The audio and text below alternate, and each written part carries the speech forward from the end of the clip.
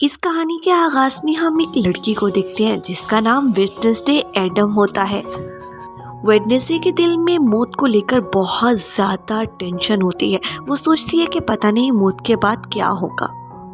Wednesday ज़्यादातर black और white colour के कपड़े पहना करती थी, मगर वो ऐसी क्यों थी ये तो हमें कहानी में आगे चलकर ही पता चलेगा। कहानी का आगाज वेडनेसडे को एक स्कूल में दिखाने से होता है। सब लोग उसको बहुत ज़्यादा घूर रहे होते हैं। वेडनेसडे जब जाकर अपना लॉकर खोलती है तो उसे अपना भाई बंधा हुआ नजर आता है और उसके मुंह में सेब होता है। वेडनेसडे जैसे ही अपने भाई को पकड़ती है तो उसे पता चलता है कि कुछ लड़कों ने उसके भाई को तंग किया था। वेडनेसडे के अंदर ये ताकत मौजूद थी कि वो किसी को भी पकड़कर उसका पास और उसका फ्यूचर देख सकती थी। वेडनेसडे पिराना फिशेस को लेकर पूल पर जाती है। वो इंसानी जिस्म को खाना पसंद करती थी और उनको पूल में छोड़ देती है। सभी लड़के अपनी जान बचाने के लिए वहां से भागने लग जाते हैं, मगर काफी लड़कों को पिराना फिशेस काट देती हैं। अब हम वेडनेसडे के पेरेंट्स को देखते हैं जो कि वेडनेसडे की हरकतों की वजह से बहुत परेशान थे और वो वेडनेसडे को नेवरमोर अकेडमी में छोड़ आते हैं, जहाँ पर बहुत सारे ऐसे बच्चे होते हैं जिनके पास बहुत सारी ताकत होती है। उनको उस पर कंट्रोल करना सिखाया जाता है। अब हम अबंकस नामी एक शख्स को देखते हैं जो कि इस अकेडमी के पास जंगल में आया था। अबंकस वहाँ बैठा होता है कि अचानक से एक मॉन्स्टर उस पर हमला करता है और उसको मार डालता है। पुलिस इन्वेस्टिगेशन करती है तो उसको पता चलता है कि ये कोई पहला हमला नहीं बल्कि यहाँ पर ऐसे वाक़यात होते ही रहते हैं। वेडनेसडे इसके बाद अकेडमी की ऑनर से मिलती है और फिर वो एक रूम में ले जाती है जहाँ पर एक एनिड नामी लड़की होती है। एनिट को कलर बहुत ज़्यादा पसंद होते हैं और उसने अपने रूम को बहुत सारे कलर से सजाया हुआ होता है। इसके बरक्स वेडनेसडे को सिर्फ डार्क और ब्लैक कलर ही पसंद था। एनिट वेडनेसडे को अपनी पूरी अकेडमी दिखाती है और सभी गैंग से मिलवाती है। एनिट वेडनेसडे को अकेडमी की सबसे ज़्यादा पॉपुलर लड़की बियांसा बार्कले से भी मिलवाती है। फिर वो बिंसा के एक फ्रेंड से मिलवाती है जो कि अपनी ड्राइंग को हकीकत में बदल सकता था। वेडनेसडे के पेरेंट्स वहाँ से जाते हुए एक हाथ वेडनेसडे की हिफाजत के लिए वहीं छोड़ जाते हैं। अब वेडनेसडे और बिंसा के दरमियान एक लड़ाई का आगाज़ होता है। दोनों काफ़ी देर एक दूसरे के साथ लड़ती हैं मगर कोई भी इस लड़ाई में कामयाब नहीं होता। बिंसा वेडनेसडे से कहती है कि ये लड़ाई इस तरह से ख़त्म नहीं होगी जब तक कि किसी एक का खून ना निकले। इन दोनों के दरमियान फिर से लड़ाई का आगाज होता है और लड़ते लड़ते बिंसा की तलवार से वेडनेसडे के माथे पर। वेडनेसडे को यह सब देखकर बहुत गुस्सा आता है। अब उसको बैंडेज के लिए ले जाया जाता है। वेडनेसडे जब बैंडेज करवा कर बाहर आ रही होती है तो अचानक से एक पत्थर उसके ऊपर गिरने वाला होता है कि एक लड़का उसको धक्का देकर उसे बचा लेता है। अगले ही सीन में हम देखते हैं कि वेडनेसडे अपने रूम में आती है तो उसको ऐसा लगता है कोई उस पर नज़र रख रहा है। वो जब चारपाई की जाकर चादर उठाती है तो नीचे से वही हाथ जो उसके पेरेंट्स ने छोड़ा था वो उसे नज़र आता है। वो उसे कहती है कि अब तुम्हें मेरी मदद करनी होगी। वो हाथ जिसका नाम थिंग होता है वो उससे प्रॉमिस कर लेता है कि अब वो उसकी मदद करेगा। अगले सीन में हम देखते हैं कि वेडनेसडे को एक थेरेपिस्ट के पास ले जाया जाता है जो कि उसकी अकेडमी के पास ही एक छोटे से कस्बे में होती है। वेडनेसडे अपने थेरेपिस्ट को जाकर कुछ भी नहीं बताती और वहां से वॉशरूम में जाती है और वहीं से नीचे कूद जाती है।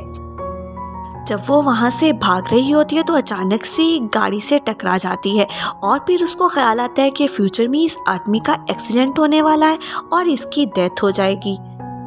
अगले सीन में हम देखते हैं कि वेडनेसडे की एक कॉफ़ी शॉप में एक पुलिस के बेटे टेलर से मुलाकात होती है।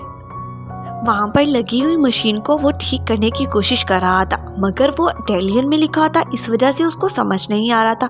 वेडनेसडे इटालियन जानती थी, वो उस मशीन को ठीक कर देती है और उसे स्टेशन छोड़ने के लिए कहती है।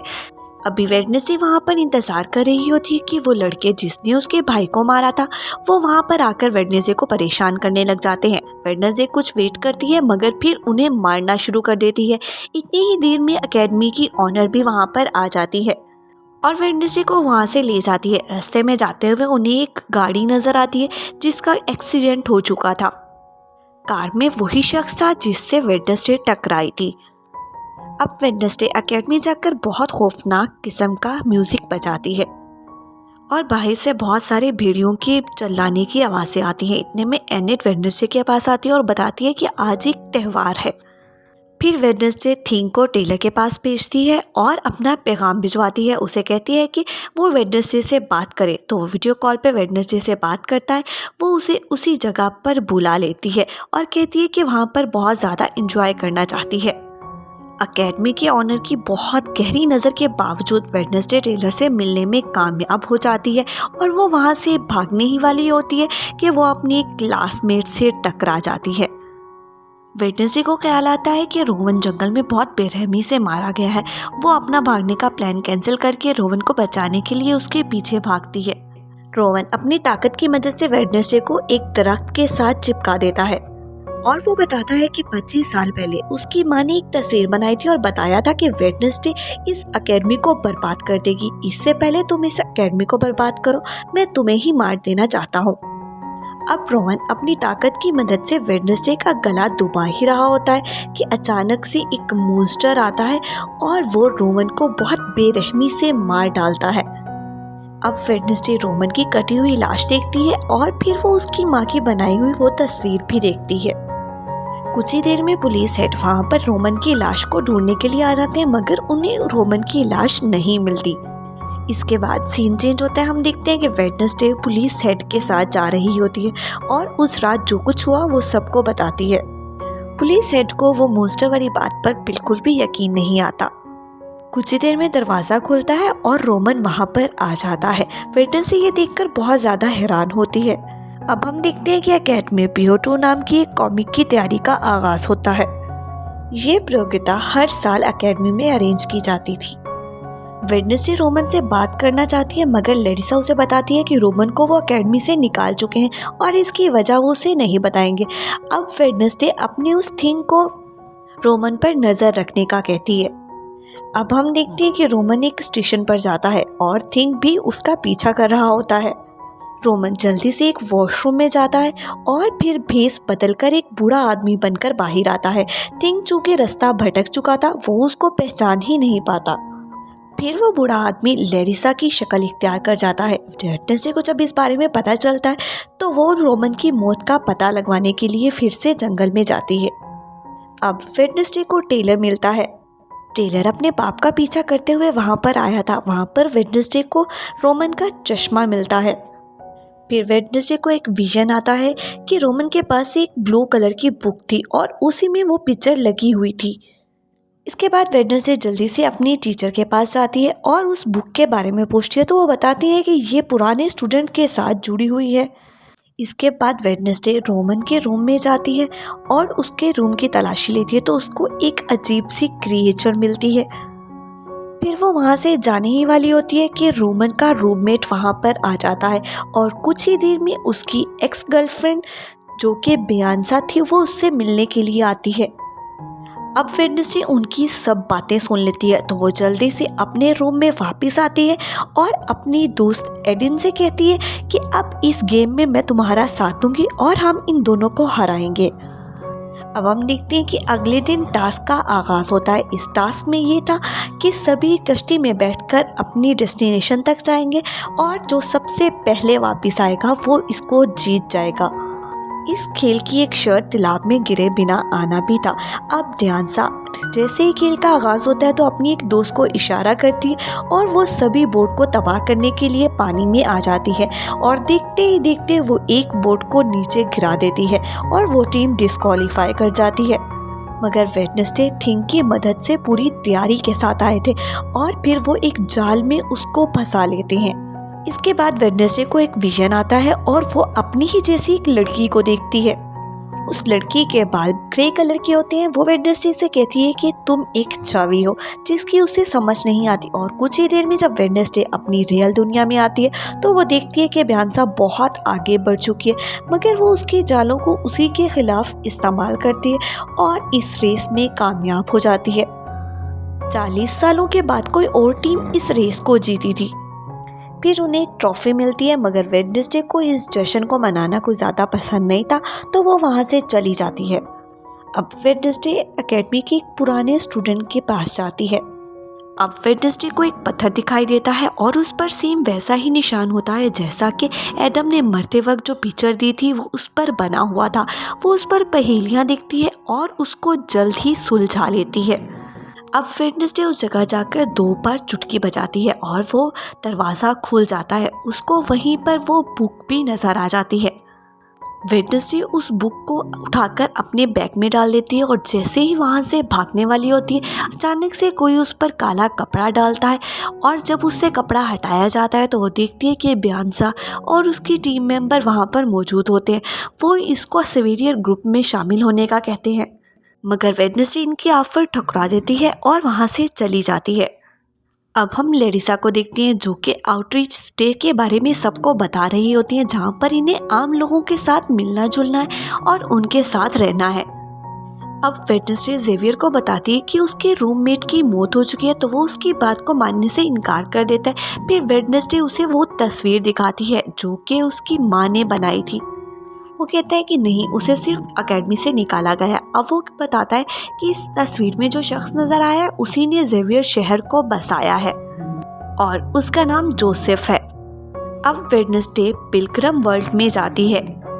वहाँ पर वेडनेसडे की मुलाकात यूडन नामी एक शख्स से होती है। अब सभी स्टूडेंट इकट्ठे हो जाते हैं और इनकी केयर टेकर एलिना इन्हें पिलग्रिम वर्ल्ड में घुमाती है और वो जॉनसन के बारे में भी बताती है। वेडनेसडे को ये सब सुनकर बहुत ज़्यादा अच्छा लगता है। वो कहती है कि मैं इसके बारे में कुछ और भी जानना चाहती हूँ। तो वो बताती है कि हमारे पास उनके औजार, उनके खाने पीने की चीज़ें और बहुत सारी यादें हैं। वेडनेसडे कहती है कि वो यहाँ पर काम करना चाहती है, मगर एलिना बताती है कि यहाँ पर फ़िलहाल कुछ काम चल रहा है, इस वजह से वो यहाँ पर नहीं रह सकती। फिर वो सब एक रेस्टोरेंट में जाते हैं और वेडनेसडे अपने फ्रेंड को लेकर वहाँ से चली जाती है। वो जैसे ही रेस्टोरेंट के रूम में आती है तो उसको वहाँ पर वो लड़की भी दिखाई देती है जिसको उसने अपने ख्यालों में देखा था। अब वेडनेसडे को वहाँ पर वो बुक भी मिल जाती है जो कि उस लड़की ने पकड़ी हुई थी, मगर वो सारी की सारी खाली थी। कुछ ही देर में एडलिन उस बच्चे के साथ वहाँ पर आ जाती है। वेडनेसडे जब असल किताब के बारे में पूछती है तो वो बताती है कि 1 महीना पहले वो यहाँ से चोरी हो गई थी। अब वेडनेसडे उसी कॉफ़ी शॉप में जाती है और वो टेलर से मिलती है। फिर वो दोनों जोसेफ के बारे में एक डिटेल डिस्कशन करते हैं। तो वो बताता है कि अब जो हिस्सा बचा हुआ है वो जंगल में है। इसके बाद वेडनेसडे जंगल में चली जाती है।